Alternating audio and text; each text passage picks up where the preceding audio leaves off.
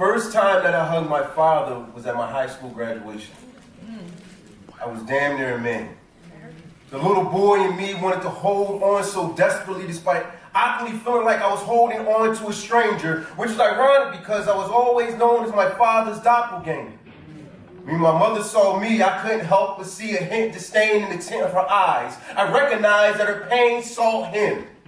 And that's why now whenever I hear shit like, "Look at you, you just a chip off the old block, ain't you?" That shit always leaves a chip on my shoulder. I mean, not that I didn't like him, I just didn't want to be like him. The reflection of a man cast in mirrors that was shattered by a rolling stone. So clearly he couldn't see himself clear enough to recognize God within himself, so why would I expect him to see me? Perhaps in those shards of glass, he saw me as his reckoning, without realizing that I was his blessing, his second chance to become a better man I'll never know. But I remember not remembering him. But I recall seeing his chest move so fucking heartless, leaving me as a sacrifice piece in this manipulative game that he played to maintain his own peace. My father taught me how to play chess.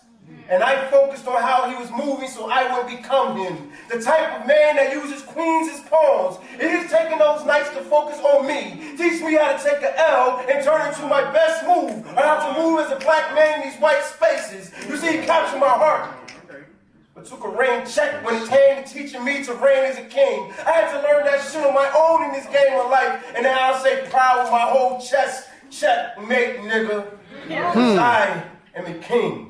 And I wish I could say that was because of his presence as opposed to his absence. But I've since learned to appreciate this long-distance relationship. I mean, grown-ass me. I still look forward to his calls. And the 6-year-old me wonders if that notification sound could possibly be him. And the 17-year-old me chimes in to talk me off the ledge and back behind this flood wall that we built to protect us from a wave of expectations that I've seen crash into my mother's face so many times.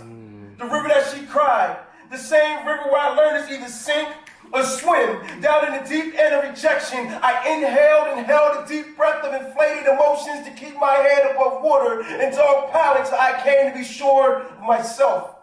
But it sure would have been nice to have had him pick me up and dry me off under the sun. Him raising me instead of me being a raisin in the sun. Like a dream deferred. Perhaps I would have felt so much like Langston Hughes with this motherfucking attitude. You see, I allowed that chip on my shoulder to grow bolder. Till it felt as though I was bearing the weight of the world on my shoulders, and at last, I let go and let it roll off by forgiving him.